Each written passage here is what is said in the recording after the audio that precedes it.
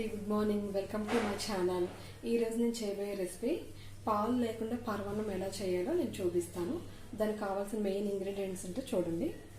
ఒక cup rice, ఏ కప్తో rice తీసుకున్నామో అదే కప్తో బెల్లం తీసుకోవాలండి.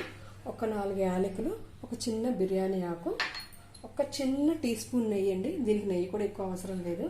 అలాగే ఆల్రెడీ నేను జీడిపప్పు కిస్మిస్ నెయ్యిలో వేపుకున్నాను. ఇంకా పలుకులు, ఇవి పలుకులు వేపుకోవాలండి. జస్ట్ డ్రైగా రోస్ట్ చేసుకోవాలి. ఇవి ఈ పరమాన్నంలో వేసుకుంటే చాలా బాగుంటాయి. ఇప్పుడు చేసే విధానం చూపిస్తాను, చూడండి. ఇప్పుడు నేను చేయబోయే ఈ పరమాన్నం కుక్కర్లో చేస్తానండి. కుక్కర్లో చేస్తే చాలా పొడి పొడిగా వస్తుంది. దీనికి ఎక్కువ సమయం అక్కర్లేదండి, 5 to 10 minutes. చూడండి, ఈ కప్తో రైస్ తీసుకున్నాం కదా,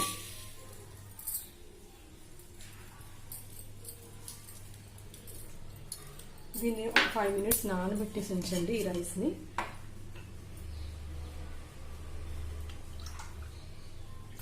ఒక 5 minutes నానబెట్టుకుంటే పరమాన్నం చాలా పొడి పొడిగా వస్తుంది, ఫ్లఫీగా మెత్తగా.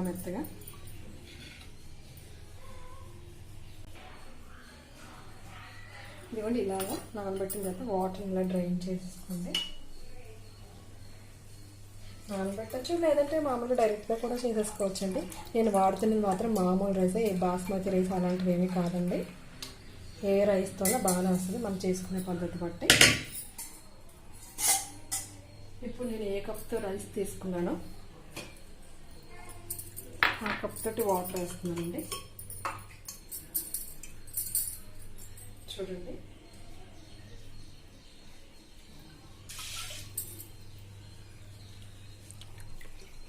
రైస్ తీస్తున్నాను, వాటర్ వేసాను.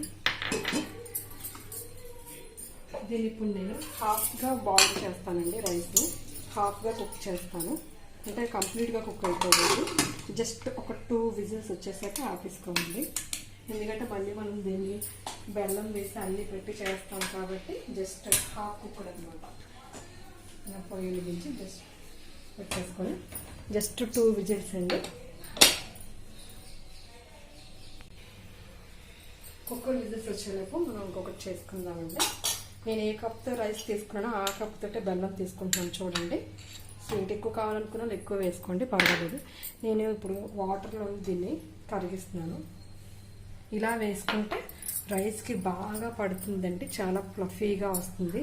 మనం ఏదో పొయ్యి మీద పెట్టేసామనుకోండి పాకం వచ్చేస్తుంది కాబట్టి రైస్ గట్టిగా వచ్చేస్తుంది.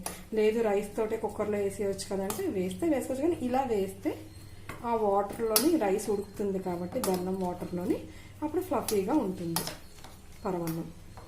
దీనికి ఒక 10 minutes సరిపోతుంది. జస్ట్ ఇలా కలుపుకుంటే దీనికే నుండి ఎక్కువ టైం పడుతుంది అంతే తప్ప ఆ పరమాన్నం చేయడానికి ఏమి ఎక్కువ టైం పట్టదండి. కుక్కర్లో కాబట్టి చాలా తొందరగా అయిపోద్ది.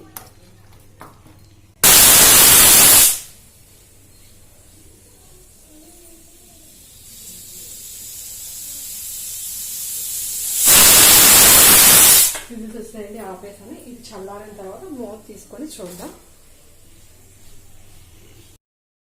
కుక్కర్ విజిల్స్ పోయిందండి, తీసుకొని చూసుకుందాము.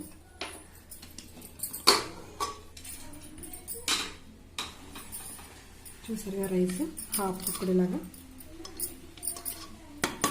ఇప్పుడు దీంట్లో మనం ఈ బెల్లం కలిపి వాటర్లో కలిపాం కదా, ఈ బెల్లాన్ని వేసేద్దామండి. అక్కడక్కడ చిన్న చిన్న ముక్కలు ఉన్నా పర్వాలేదు. ఇప్పుడు మళ్ళీ మనం కుక్కర్లో పెడతాం కాబట్టి కరిగిపోతుంది. ఫస్టే ఎక్కువే అలా వేసేయకూడదు, ఇలా వాటర్లో కలుపుకొని అలా వేసుకొని ఇప్పుడు ఇందులో నేను ఇలా వేసాను కదా, వేయించాను కదా, ఆ పల్లీలు వేస్తున్నానంటే చాలా బాగుంటుంది. అలానే ఒక బిర్యానీ ఆకు, 4 యాలకులు, డ్రై ఫ్రూట్స్, జీడిపప్పు కిస్మిస్ వేసుకొని ఒకసారి ఇలా కలుపుకొని మళ్ళీ పెట్టేసానండి.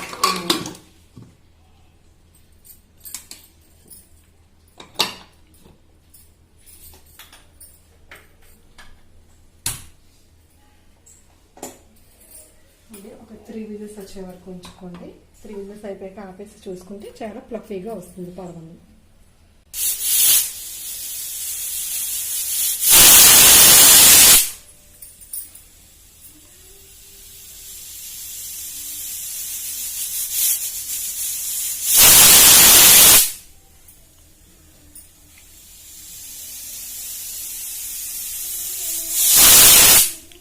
2 విజిల్స్ ఆపేస్తున్నాను. 3 విజిల్స్ అయిపోయిన తర్వాత ఇలా మూత తీసుకొని చూసుకుందాం. చూసారా మంచి స్మెల్ వస్తుంది. ఫైనల్ ఇదిగోండి పాలు లేని పరమాన్నం ఇలా ఉంటుంది. ఫ్లఫీగా మెత్తగా ఉంటుంది. కుక్కర్ నుంచి తీసిన తర్వాత ఇలా ఉంటుంది. దీన్ని మనం ఇప్పుడు పైన కొంచెం ఇలా నెయ్యి వేసుకొని ఇలా జీడిపప్పుతో సర్వ్ చేసుకుంటే చాలా బాగుంటుందండి. మీరు కూడా ట్రై చేసి ఎలా వచ్చిందో కామెంట్ సెక్షన్లో షేర్ చేయండి. Subscribe my channel. Thanks for watching.